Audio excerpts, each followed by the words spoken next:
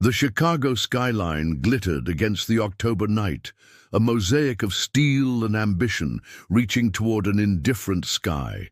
Rain hammered the streets below, washing the city in shades of gray and neon reflections. In a modest apartment in Lincoln Park, Olivia Grant sat at her desk, surrounded by case files and cold coffee, her green eyes fixed on a photograph she kept pinned to the wall. Her father, smiling in his police uniform, frozen in a moment before everything fell apart. It had been 12 years since Detective Robert Grant was gunned down outside a warehouse on the South Side. 12 years since Olivia watched her mother crumble into a shell of grief. 12 years since she made a promise at his grave to dismantle the criminal empire that had stolen him from her. That empire had a name: the Marino family. Olivia had built her career with surgical precision, top of her class at Northwestern Law, a reputation for ruthlessness in the courtroom, and an obsession with organized crime cases that colleagues found both impressive and unsettling. She didn't just want to win cases, she wanted to burn their world to ashes. Every conviction was a brick removed from their foundation, every sentence a tribute to her father's memory. Her phone buzzed, cutting through the silence. The caller ID read, "Wilson, DOJ." She answered immediately. Agent Marcus Wilson's voice was grave and urgent. The Department of Justice had been building a case against Dante Marino for 3 years: racketeering, money laundering, conspiracy to commit murder.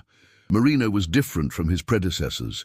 He was educated, strategic, a man who understood that true power in the modern age came not from violence alone, but from legitimacy. He had been slowly transforming his family's operations, investing in real estate, technology and finance, all while maintaining iron control over Chicago's underground. But Marino had made a mistake. A former associate had turned informant, and the federal task force finally had enough evidence to bring charges. There was just one problem. Marino's legal team was legendary, and every attorney who got close to the case ended up either intimidated, bought off, or dead. Wilson's proposal was unconventional and dangerous. They needed someone on the inside, someone who could gain Marino's trust while feeding intelligence back to the task force. They needed Olivia to go undercover as his defense attorney. The irony was almost poetic. Defend the man whose organization had destroyed her family, protect the very empire she had sworn to demolish. But Wilson explained the strategy. Gain his confidence, access his inner circle, gather evidence that no wiretap or surveillance could provide, then dismantle him from within. It was the ultimate infiltration. Olivia stared at her father's photograph. Every fiber of her being screamed acceptance. This was her chance, not just to prosecute another mid-level criminal, but to destroy the king himself. Within 48 hours, the operation was in motion. Her identity was carefully constructed. A brilliant defense attorney from Boston with an impressive track record of representing high-profile clients, recently relocated to Chicago seeking bigger challenges. Her cover was airtight, her credentials impeccable, her motivation seemingly simple: money and reputation. The approach was orchestrated through intermediaries. Marino's current legal troubles had made his attorneys nervous, and several were quietly seeking exits. A recommendation from a trusted source, actually an FBI asset, put Olivia's name in front of Marino's consigliere, Vincent Rossi. The first meeting took place in a restaurant in River North, the kind of establishment where reservations were impossible unless you owned the building. Olivia arrived in a tailored charcoal suit, her dark hair pulled back, projecting confidence and competence. Rossi was a man in his 60s, with silver hair and eyes that had witnessed too much to be surprised by anything. He studied her across the table with the intensity of a predator assessing prey. His questions were sharp, probing not just her legal expertise, but her character, her motivations, her vulnerabilities. Olivia had prepared for this interrogation. She spoke of her career with calculated ambition, emphasizing her victories and her willingness to work in the grey areas of the law. She painted herself as someone who understood that justice was often subjective and that loyalty to a client superseded moral convenience. Rossi listened without expression, then finally leaned back. He told her that Dante Marino didn't trust easily, that working for him meant absolute discretion, and that failure or betrayal carried consequences she didn't want to contemplate. If she was interested, there would be one final interview, with Marino himself. 3 days later, Olivia received an address, a private estate in Winnetka, north of the city, where old money and new power coexisted behind gated walls. She drove through the November rain, her hands steady on the wheel, despite the adrenaline coursing through her veins. This was it, the moment she would come face to face with the man she had hunted through 1,000 sleepless nights. The estate was stunning in its understated elegance, stone and glass architecture, manicured gardens disappearing into the dusk, security that was present but invisible. Olivia was escorted through a foyer that smelled of expensive wood and old books, then into a study where a fire crackled in a marble fireplace. And there he was. Dante Marino stood by the window, silhouetted against the dying light, a figure of contradictions. He was younger than she expected, perhaps 40, with dark hair touched with premature silver at the temples, sharp features that might have belonged to a Renaissance painting, and eyes that were simultaneously calculating and melancholy. He wore a simple black sweater and dark trousers, no ostentatious displays of wealth, nothing that screamed Mafia boss, except the unmistakable aura of command that radiated from him. When he turned to face her, Olivia felt something she hadn't anticipated. Not fear, not hatred, but a disturbing recognition of intelligence. This was not a thug who had clawed his way to power through brutality. This was a man who understood chess while everyone else was playing checkers. His voice was surprisingly soft, cultured, with traces of an education that extended far beyond the streets. He invited her to sit, offered wine she politely declined, and then began to talk. Not about the case, not about the charges, but about philosophy, about the nature of law and justice, about the theater of the courtroom where truth was often the first casualty. Olivia matched him, engaging in a conversation that felt more like an intellectual duel than a job interview. She could feel him testing her, not just her legal acumen, but her character, searching for the cracks in her facade. She held firm, playing her role with precision, all while studying him with the intensity of someone hunting a monster, trying to reconcile the articulate man before her with the organization that had killed her father. Finally, Marino stood and walked to a shelf lined with leather-bound volumes. He pulled out a file and placed it on the desk between them.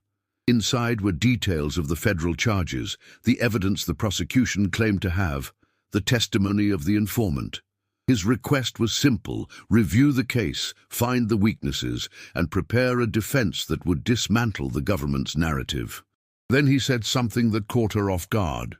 He told her he was tired of running an empire built on fear and violence, that he was attempting to legitimize his family's operations, that the charges against him were the last desperate attempt of his enemies, both criminal and federal, to destroy him before he could complete his transformation.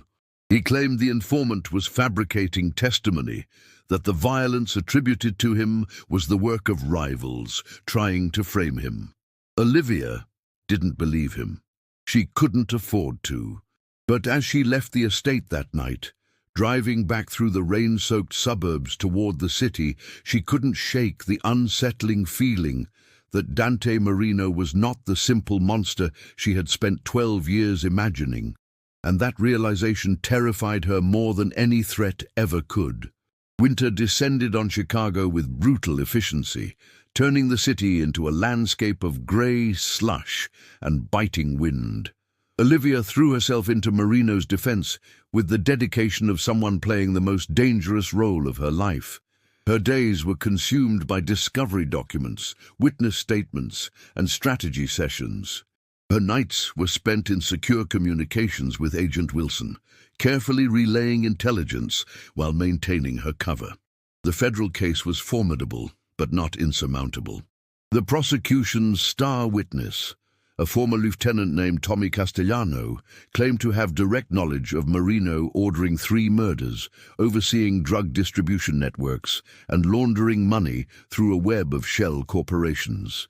But Castellano's credibility was questionable. A career criminal with multiple priors, facing life in prison, and suddenly eager to cooperate in exchange for witness protection and a reduced sentence. Olivia began methodically dismantling the prosecution's narrative. She discovered inconsistencies in Castellano's timeline, financial records that contradicted his claims, and evidence suggesting that some of the crimes he attributed to Marino were actually committed by a rival faction seeking to trigger a federal investigation. It was the kind of legal work she excelled at, finding the threads to pull until the entire tapestry unraveled. But something unexpected was happening. The more time she spent in Marino's world, the more complicated her understanding became. She began attending meetings at his legitimate businesses, a real estate development firm, a technology investment company, a restaurant group. She watched him negotiate contracts, mentor young employees, and demonstrate a business acumen that was genuinely impressive. He wasn't pretending to go legitimate. He was actively building something beyond the criminal empire he had inherited. She met members of his inner circle, and they weren't the stereotypical thugs she expected. There was Elena, his CFO, a woman with an MBA from Wharton who was restructuring the family's finances to withstand federal scrutiny.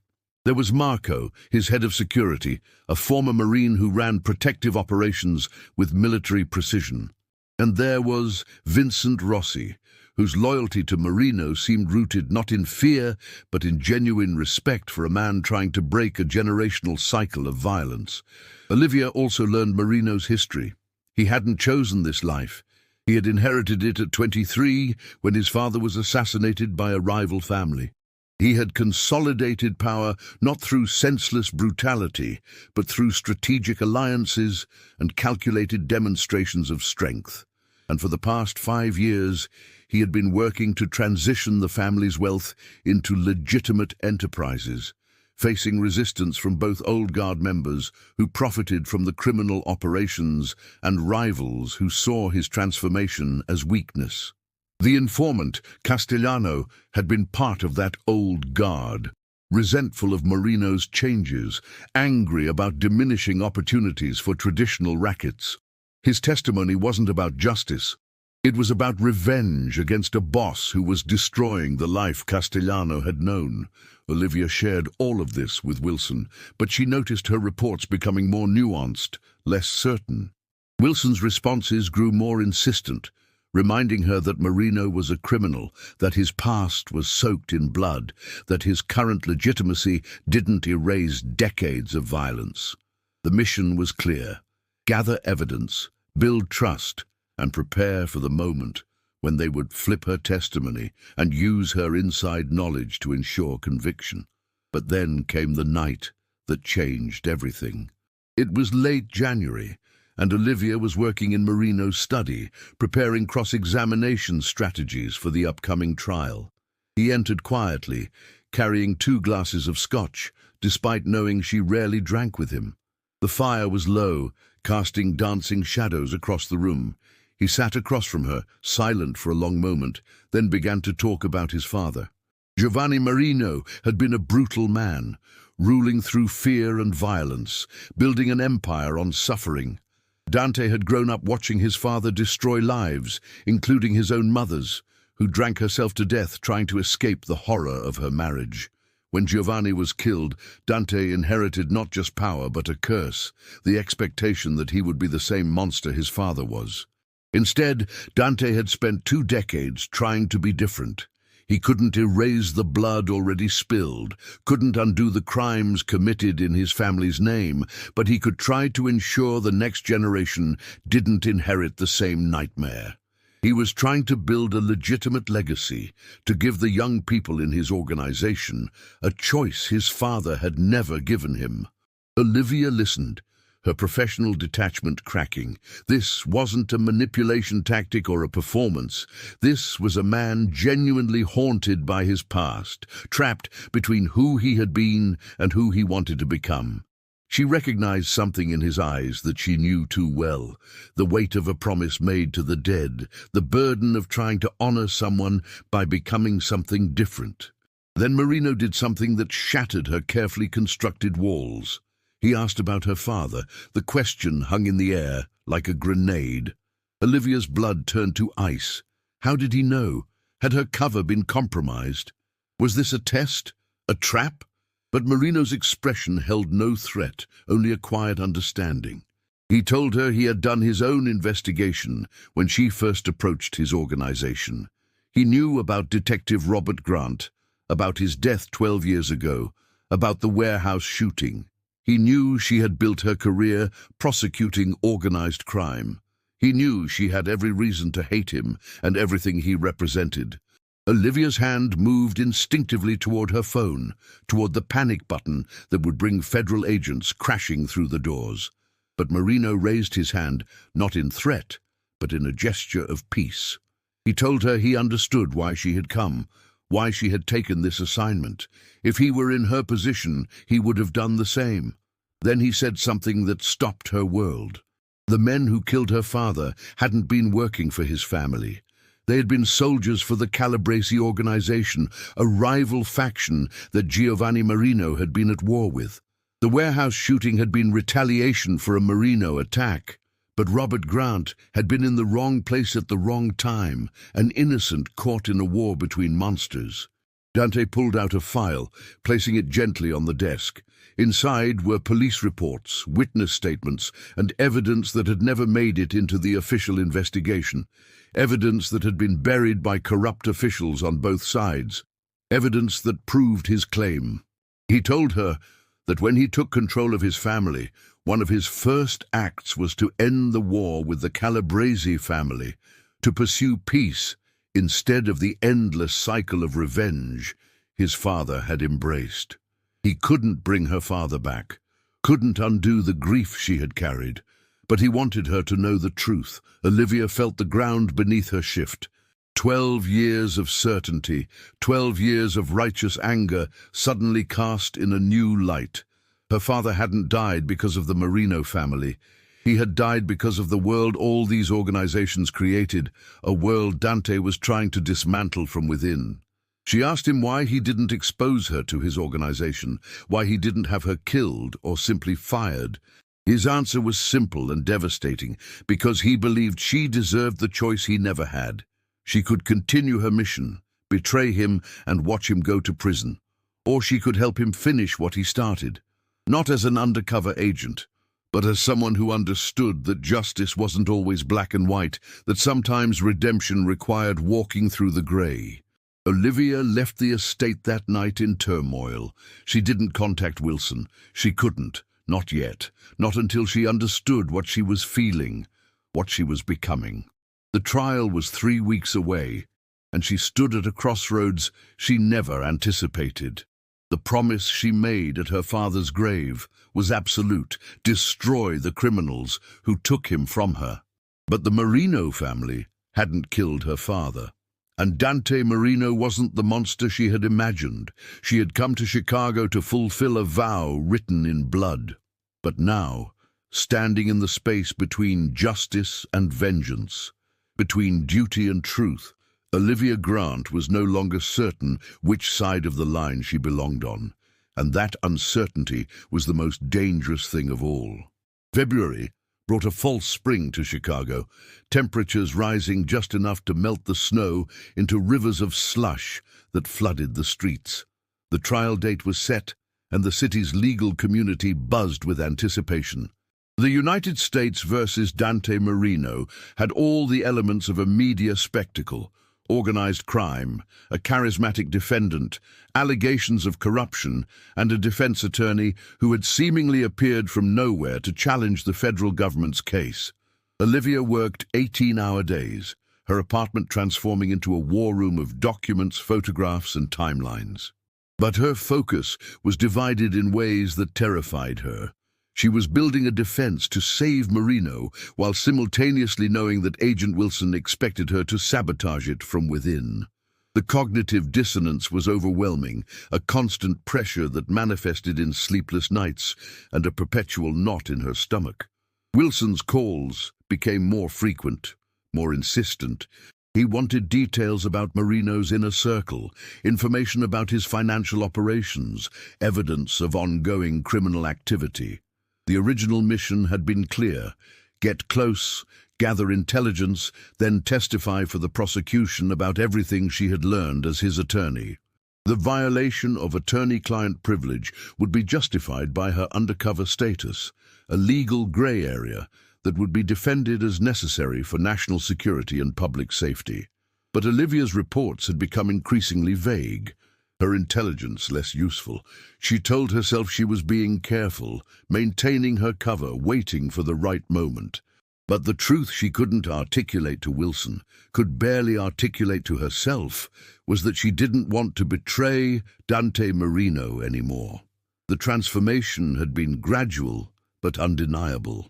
She had watched him navigate the impossible balance between his past and his future, dealing with pressure from old guard members who resented his reforms and facing threats from rival organizations who saw his legitimization as an opportunity to seize territory. She had witnessed his genuine commitment to building something beyond the violence he inherited, his careful mentorship of young people in his organization who he was training for legitimate business careers rather than criminal ones. And she had learned more about her father's death. Dante had given her access to information he had spent years compiling, evidence of the corruption that had allowed organized crime to flourish in Chicago, names of officials on both sides of the law who had perpetuated the cycle of violence. Her father had been investigating some of these same connections when he was killed, which made him a threat to a system much larger than any single criminal family. The moral clarity Olivia had carried for 12 years was dissolving, replaced by a complex understanding that justice wasn't always served by the legal system, that sometimes the law itself was part of the problem. As the trial approached, another complication emerged, one she had absolutely not anticipated and could not afford. She was falling in love with him. It started in moments she couldn't control. The way Dante listened when she spoke, truly listened, engaging with her ideas with an intellectual respect she had rarely experienced. The vulnerability he showed when talking about his attempts to break his family's cycle of violence, the kindness he demonstrated to his employees, the loyalty he inspired not through fear, but through genuine leadership. The melancholy in his eyes when he looked at the city from his study window, seeing both what it was and what it could be. They spent long evenings working on trial strategy, conversations that would drift from legal theory to philosophy, from Chicago's history to personal dreams. He asked about her life, her ambitions beyond this case, what she wanted from a future she had spent so long focused on avenging the past. She found herself answering honestly, sharing thoughts and feelings she had buried for years beneath professional ambition and righteous anger. The attraction was mutual and undeniable, crackling in the air between them during late-night strategy sessions, in moments when their hands would accidentally touch while reviewing documents, in glances that lasted just a fraction too long. But neither acted on it. The situation was already impossibly complicated, and adding a romantic dimension would shatter whatever fragile professionalism they maintained. Then came the conversation that forced everything into the open. It was a week before trial, late at night in Marino's study. Olivia was reviewing witness cross-examinations when Dante set down his glass and asked her directly, "Why are you still here?" The question hung between them, loaded with layers of meaning. Why was she still working on his defense when her mission was to destroy him? Why hadn't she betrayed him to the federal task force? Why was she protecting him when doing so violated everything she had built her career on? Olivia could have deflected, could have given a professional answer about attorney ethics or trial preparation. Instead, exhausted by the deception and the internal conflict, she told him the truth. She had come to Chicago with one purpose: to fulfill a promise to her father, to dismantle the criminal empire that had stolen him from her. She had accepted the undercover assignment believing it was the ultimate opportunity for revenge, but everything she thought she knew had been shaken by actually knowing Dante, by understanding the difference between the mythology of a mafia boss and the reality of a man trying desperately to be something different than what he was born to be. She told him she was supposed to betray him, to use her position as his attorney to gather evidence that would ensure his conviction. She told him that Agent Wilson was waiting for her signal, that the entire defense was meant to be a setup to gain his trust before destroying him from within. And she told him she didn't think she could do it anymore. The silence that followed was suffocating. Olivia waited for anger, for betrayal, for the cold calculation of a man deciding how to deal with a threat. Instead, Dante simply nodded, as if he had suspected as much all along. He told her he had known there was something more to her arrival, that his instincts had warned him from the beginning. But he had also seen something in her that made him take the risk. A person who valued truth over convenient narratives, who understood that the world was more complicated than the law often acknowledged. Then he gave her a choice. The same choice he had offered weeks before, but now with full knowledge of the stakes, she could walk away. He would find another attorney. She could return to her life, and neither would speak of what had happened here.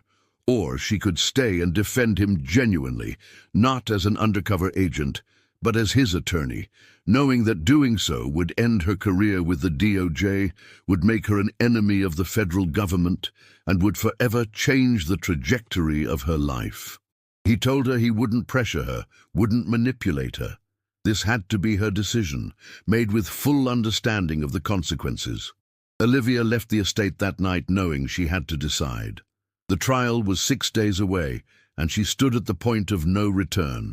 She drove through the Chicago night, past the warehouse where her father had died, past the courthouse where she had won so many victories, past the apartment where she had plotted Marino's destruction. The city looked different now, less black and white, more a tapestry of grey, where good people did questionable things and bad people sometimes sought redemption. The next morning, she met with Agent Wilson at a secure location. He was excited, sensing victory. The trial was imminent, and he needed her confirmation that she was ready to fulfill her mission. He laid out the plan. She would mount a competent defense to maintain credibility.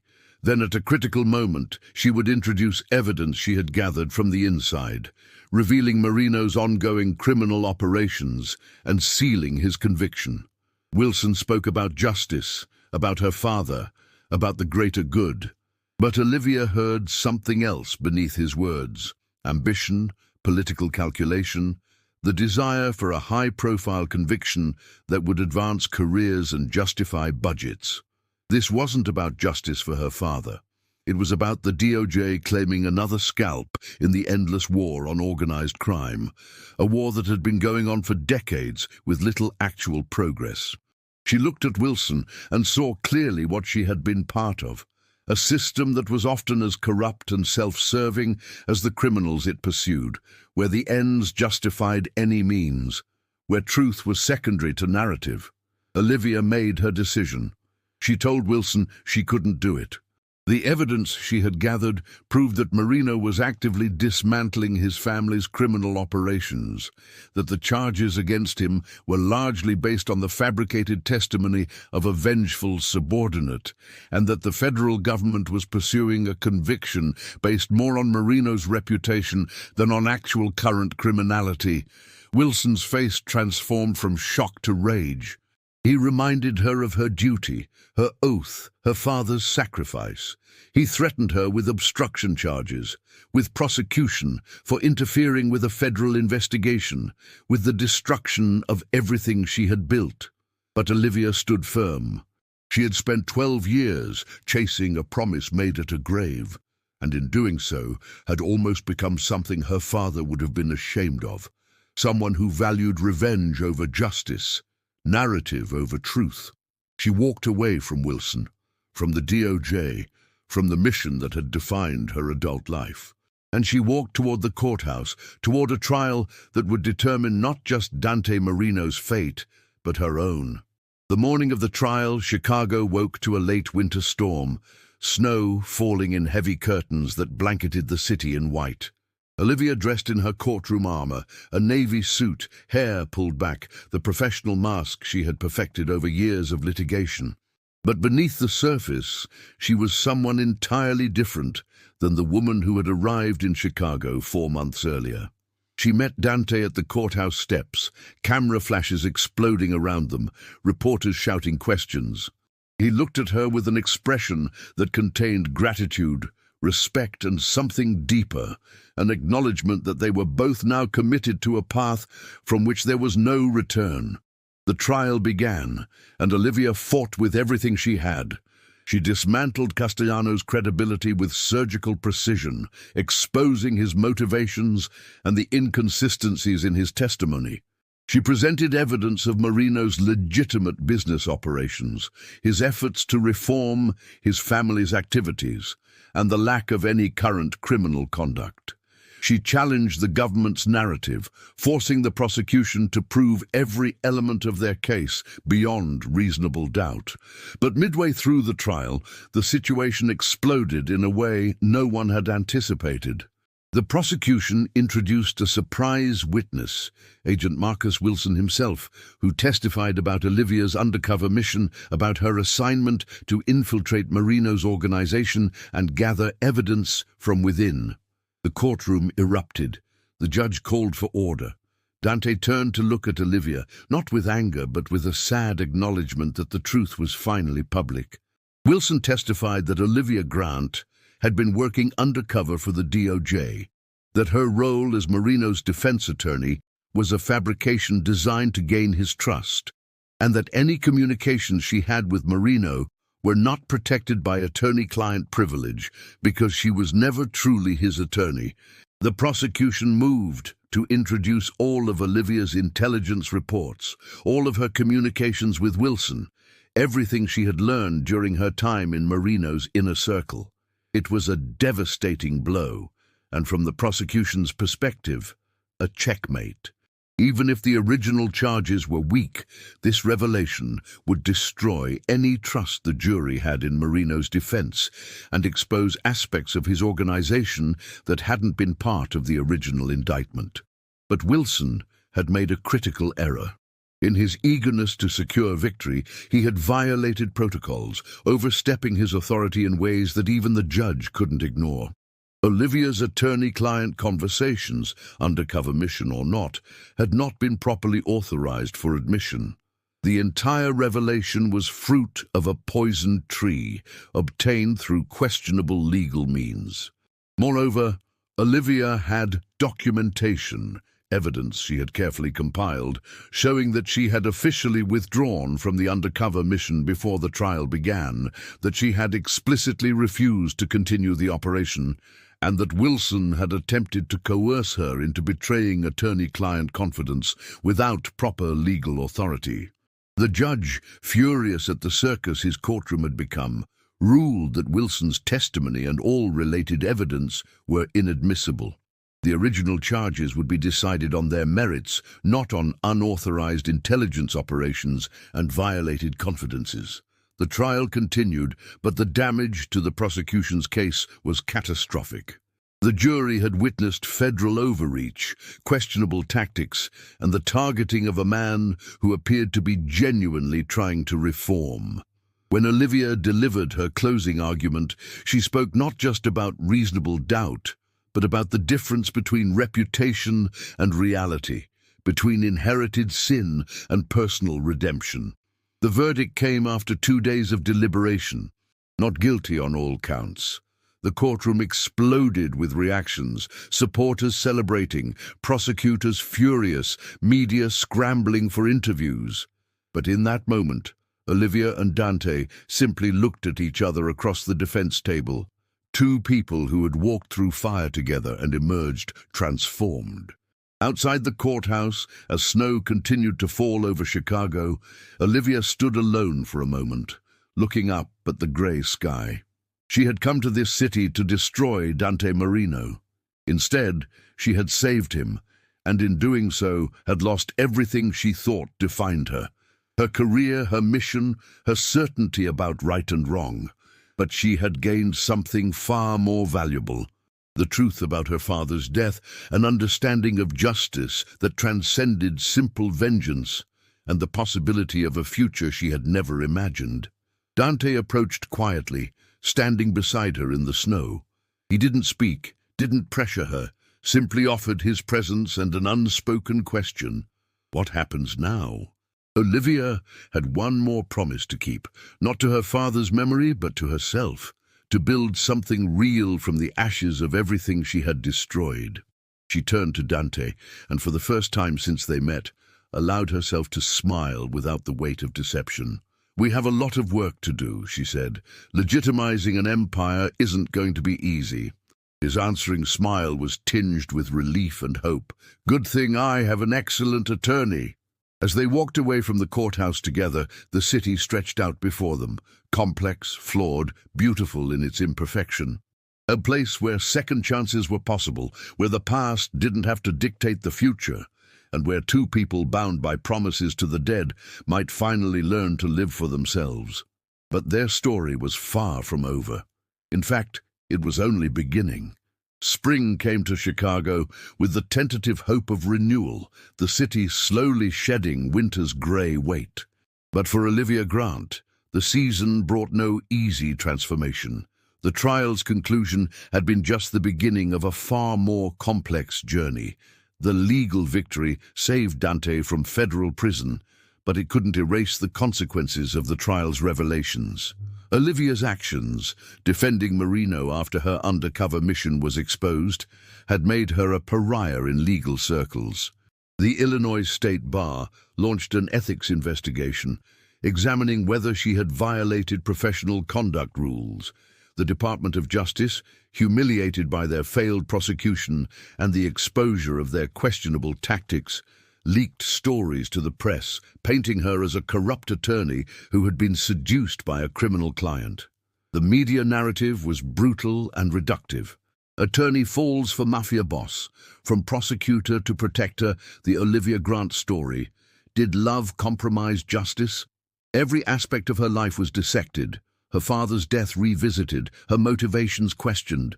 The young woman who had spent 12 years building a reputation for integrity was now national news for all the wrong reasons. But the external judgment paled compared to Olivia's internal struggle. Late at night, alone in her apartment, she wrestled with questions that had no easy answers. Had she betrayed her father's memory? Had she allowed her feelings for Dante to compromise her judgment? Was there really a difference between defending someone she believed was genuinely reforming versus simply being manipulated by a skilled criminal? She returned to her father's grave for the first time since the trial, standing in the spring rain at Rose Hill Cemetery, looking at the weathered headstone.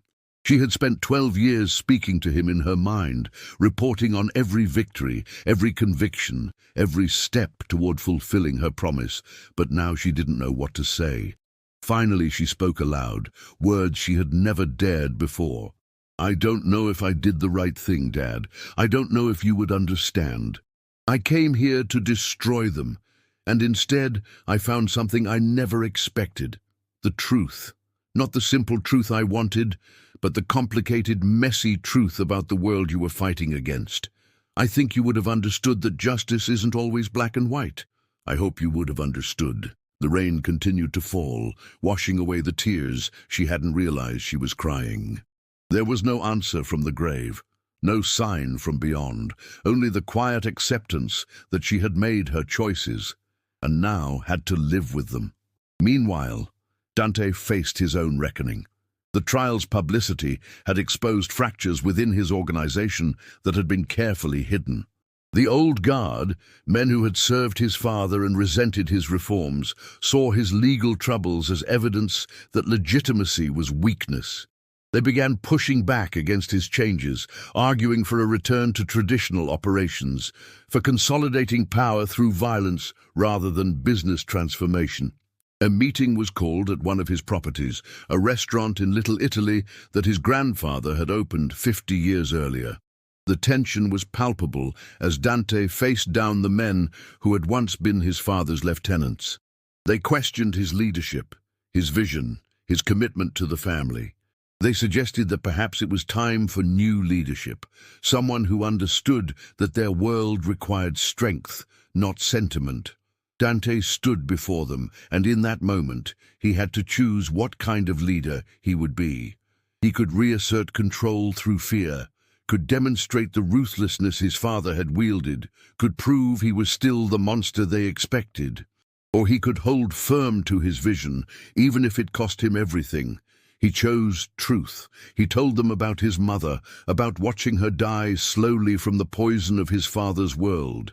He told them about the young people in their organization who deserved a choice he never had. He acknowledged that the transition was difficult, that there would be short-term losses, but that the alternative was eternal conflict, with law enforcement, with rival families, with their own consciences. Then he made an offer. Anyone who wanted out, who wanted to return to the old ways, could leave with his blessing and a generous severance.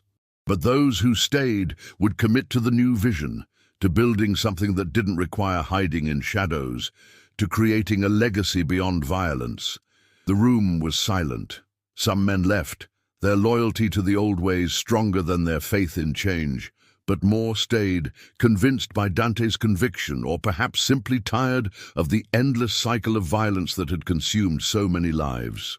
It was a pivotal moment, a declaration that the transformation was real, irreversible. As spring turned to early summer, Olivia and Dante navigated the complicated territory between professional collaboration and the undeniable personal connection between them. She had become his general counsel, working to complete the legitimization of his business operations. It was exhausting work, restructuring finances, ensuring compliance with thousands of regulations, dealing with government agencies that viewed every transaction with suspicion. But it was also meaningful work. She was using her legal skills not to prosecute or defend, but to build, to create the infrastructure for a legitimate business empire that could provide opportunities for people who had few other options. She worked with Elena to establish scholarship programs for young people from the neighborhoods where Marino's organization had once recruited criminals. She helped Marco transition his security operations into a legitimate protective services company. She guided the painful process of severing ties with any remaining illegal activities, even when it meant financial losses and angry confrontations. The ethics investigation concluded with a suspended sentence, a recognition that while her actions had been unconventional, they hadn't violated any clear rules, and the DOJ's own questionable tactics had muddied the waters considerably. Olivia could practice law, but her reputation would forever carry the shadow of the Marino trial. She found she didn't care as much as she thought she would. The approval she had once sought from the legal establishment seemed less important than the work she was doing now, the tangible difference she could make in individual lives. But the relationship between Olivia and Dante remained complicated. The attraction was undeniable, the emotional connection deep and genuine. Yet both were cautious, aware that anything personal could be seen as validating the worst accusations against them, that love had compromised judgment, that their defense had been based on emotion rather than law. The breakthrough came on an ordinary evening in late June. Olivia was working late at Marino's headquarters, a renovated building in the West Loop that now housed legitimate business operations. She had been reviewing contracts for hours when Dante entered, bringing coffee and the quiet companionship that had become familiar. They talked about nothing consequential. The weather, a book he was reading, her plans to visit her mother who had recently moved to Arizona. Normal conversation, the kind two people who genuinely liked each other might have, stripped of the drama and intensity that had defined their relationship. Then Dante said something that changed everything. "I've been thinking about what it means to truly start over, not just business legitimization, but personal redemption. And I've realized that part of starting over means being honest about what I want from life, not just what I'm running from." Olivia looked up from her documents, sensing the shift in his tone. He continued, choosing his words carefully. "I don't regret asking you to defend me, even knowing how complicated it became. You gave me something I hadn't experienced in years, the feeling of being seen as a person, not just a name or a legacy or a threat. You understood that I was trying to be different, even when doing so cost you everything you had built." His voice softened. "But I also regret the position it put you in, the judgment you faced, the career it cost you. You deserved better than to be collateral damage in my attempt at redemption." Olivia set down her pen, finally addressing what had been unspoken between them for months. "I made my choices. Nobody forced me. I came to Chicago for revenge, and I found something I wasn't looking for, a more complicated truth about justice, about my father's death, about the difference between institutional power and actual right and wrong. You didn't manipulate me. You gave me information, and I made my decisions based on what I believed was true." She paused, then added with complete honesty, "And yes, my feelings for you complicated everything. I won't deny that. But my feelings didn't determine my actions. I defended you because I believed the charges were unjust and that you were genuinely trying to change. The fact that I also came to care about you as a person doesn't invalidate the legal arguments or the truth of your transformation." Dante stood and walked to the window overlooking the city, his silhouette familiar and achingly vulnerable. "So, where does that leave us? We've been so careful to maintain professional boundaries, to prove to everyone, including ourselves, that our relationship is purely attorney-client, colleague-colleague. But I'm tired of pretending that what I feel for you is professional respect and nothing more." Olivia joined him at the window, standing close enough to feel the warmth of his presence. The city sparkled below them, millions of lights representing millions of stories, each as complicated as their own. "I spent 12 years living for a promise to the dead," she said quietly. "I defined myself entirely by what I was against, never thinking about what I was for. I came here to destroy you, and instead you showed me that people are capable of change, that the past doesn't have to determine the future, that redemption is possible even when it's difficult and imperfect." She turned to face him directly. "I'm still figuring out who I am beyond the daughter seeking justice, beyond the attorney with something to prove, but I know that I want to be someone who builds rather than destroys, who believes in second chances, who understands that love, real love, isn't about compromising principles, but about choosing to see the full complexity of another person." Dante's hand found hers, a simple gesture that carried the weight of everything unspoken between them. "I can't promise you an easy life. There will always be questions, always people who believe you were corrupted rather than convinced. My past will never fully disappear, and there will be consequences we haven't even imagined yet." "I know," Olivia replied, her voice steady. "But I learned something important through all of this. The only promise that matters is the one I make to myself, to live according to what I believe is right, regardless of external judgment. I spent 12 years trying to fulfill a promise to my father, and in the end, I honored him more by pursuing truth than by seeking revenge." They stood together in the quiet office, two people who had found each other through circumstances that should have made them enemies. Outside, Chicago continued its eternal rhythm, indifferent to individual stories of redemption and transformation. Dante pulled her closer, their foreheads touching, a moment of intimacy that felt more significant than any dramatic gesture. "I love you, Olivia Grant. Not as my attorney, not as the woman who saved me, but as the person you are, brilliant, principled, complicated, and brave enough to choose your own path despite what anyone else thinks." Olivia felt tears she hadn't permitted herself to cry through all the months of struggle. "I love you too. And I choose this, not because I'm compromised or manipulated, but because I genuinely believe we can build something meaningful together. Something that honors both our pasts while creating a different future." Their kiss was inevitable and right. Not a capitulation, but a declaration. That love and justice weren't mutually exclusive, that personal happiness didn't require abandoning principles, that two people wounded by their pasts could help each other heal. The weeks that followed weren't simple or perfect. Olivia still faced questions from former colleagues, still dealt with the weight of public judgment, still wrestled with moments of doubt.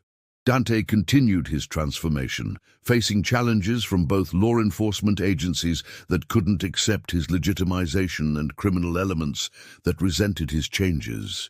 But they faced these challenges together, two people committed to building something real from the complicated circumstances that had brought them together. One evening in August, Olivia stood again at her father's grave, but this time Dante stood beside her. She had finally found the words she needed to say. "Dad, I want you to meet Dante Marino. I know that name probably doesn't mean what you'd want it to mean to me, but he's the man I love, and he's the man who helped me understand the difference between vengeance and justice. You taught me to fight for what's right, and I'm still doing that, just in a way you probably never imagined." She placed fresh flowers on the grave, then stepped back into Dante's embrace. "I kept my promise to you, just not the way I thought I would. I didn't destroy a criminal empire. I helped transform it into something legitimate. I didn't get revenge for your death. I found the truth about it, and I didn't become the prosecutor I thought you wanted me to be. I became someone who understands that justice is complicated, that people can change, and that sometimes the most important promise we make is to ourselves, to live with integrity even when the path forward isn't clear." As they left the cemetery, walking toward a future they would build together, Chicago stretched out before them. Beautiful, flawed, and full of possibility. The city where Olivia Grant had come to seek revenge had instead given her something far more valuable. The understanding that redemption, for all its difficulty and uncertainty, was always worth fighting for. The story doesn't end with a neat resolution, because life never does. But it ends with a choice. Olivia's choice to define justice on her own terms, to honor her father by becoming someone who pursues truth rather than vengeance, and to believe in the possibility of transformation for herself and for the man she loves. Their journey continues beyond these chapters, filled with challenges and moments of doubt, victories and setbacks. But they face it together, two people who found each other in the most unlikely circumstances and chose to build something real from the complicated reality of their connection. In the end, she vowed to take down the Mafia boss until she became his lawyer. Isn't a story about compromise or corruption. It's a story about how love can coexist with principles, how justice can be more complicated than the law, and how the promises we make to the dead can be honored in ways we never imagined, not through destruction, but through the hard, imperfect work of building something better. Thank you for following Olivia and Dante's journey through the complex landscape of justice, redemption, and love. If this story resonated with you, if you found yourself questioning what you thought you knew about right and wrong, if you felt the emotional weight of two people trying to be better than their circumstances, please subscribe to our channel for more stories that challenge, inspire, and remind us that humanity is always more complicated than we imagine. Hit that subscribe button, leave your thoughts in the comments, and join us for the next chapter. Because in a world that often demands we see things in black and white, The most powerful stories live in the shades of grey, where real people make difficult choices and discover that redemption, though never easy, is always worth pursuing. Until next time, stay curious, stay questioning, and remember, the most important promises we make are the ones we keep to ourselves.